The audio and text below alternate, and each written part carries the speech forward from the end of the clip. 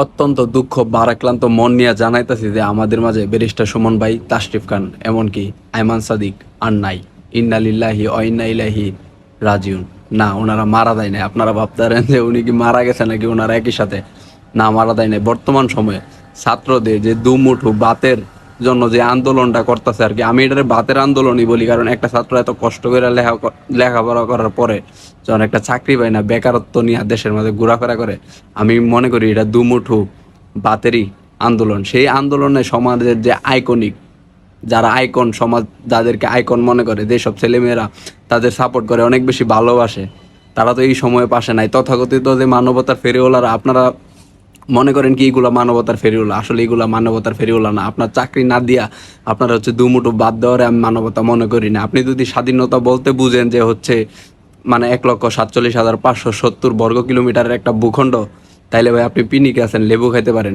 আমরা একটা ভূখণ্ডের জন্য যুদ্ধ করি নাই, আমরা যুদ্ধ করছিলাম আমাদের 30 লক্ষ শহীদ রক্ত দিছিল একটা স্বাধীন সার্বভৌমত্ব দেশের জন্য, মানুষ যাতে তার স্বাধীনভাবে চলতে পারে। বর্তমান সময়ে যারা কোটা, মানে আপনি যদি একটা জিনিস চিন্তা করেন, স্বাধীনতার এত বছর পরে এসে কিন্তু মুক্তিযোদ্ধার ছেলেরা বর্তমানে কোটার সুবিধা নিতেছে না। কারণ মুক্তিযোদ্ধার ছেলেরা যদি আপনি দেখেন যে শতকরা সবারই চাকরি হয়ে গেছে, বা যারাও আছে তাদের বয়স সীমা অলরেডি মানে চলে গেছে। আপনি যদি দেখেন বর্তমান সময়ে কোটাটা আসলে কারা ব্যবহার করতেছে, অবশ্যই মুক্তিযোদ্ধার নাতিরা। একজন মুক্তিযোদ্ধা যদি 3টা সন্তান থাকে, আর ওই 3 সন্তানের ঘরে যদি 3জন করে ছেলে মেয়ে থাকে এভারেজ, তাহলে তাদের নাতির কোটা দাঁড়ায় 9টা, আর ছেলের যে সন্তানের কোটা 3টা, টোটাল 12টা। আসলে একটা মুক্তিযোদ্ধার কোটা যদি 12টা হয়, তাহলে আমার দেশের কৃষক, আমার দেশের শ্রমিক, আমার দেশের ব্যবসায়ী, আমার দেশের মানে মৎস্য শ্রমিক, আমার দেশের হচ্ছে জেলে, তারা কি করবো ভাই? দেশটা তো আমরা, দেশটারে কি মুক্তিযোদ্ধা তাদের হচ্ছে 30,000 টাকা ভাতা, আর হচ্ছে এই কোটার জন্য কি যুদ্ধ করছিল? একটা জীবনের মূল্য কি আসলে 30,000 টাকা কিংবা একটা কোটা? মুক্তিযোদ্ধারা তাদের জীবনটারে ভাই, আপনি হচ্ছে মুক্তিযোদ্ধাদের ব্যাপার যদি চিন্তা করেন, আপনি আমি ভাই এই মুহূর্তে পারমু বন্দুকের সামনে নিজের জীবনটারে দিতে? অতটুক কি মন মানসিকতা আমরা তৈরি করতে পারছি? মুক্তিযোদ্ধারা এক কথায় এই দেশের মানে আমরা বাঙালি জাতির শ্রেষ্ঠ সন্তান, এটা হচ্ছে নিঃসন্দেহে। আপনি যদি কল্পনা করেন যে আমার শরীরে লোম দাঁড়ায় গেছে, আপনি ভাবতে পারেন না যে একটা দেশের জন্য। ওই দিন দেখলাম এক মুক্তিযোদ্ধা একটা বক্তব্য দিতেছে, বুঝছেন, আমি শিহরিত হয়ে গেছি যখন উনি বলছে যে আগামীকালকে আমরা অপারেশনে যাবো।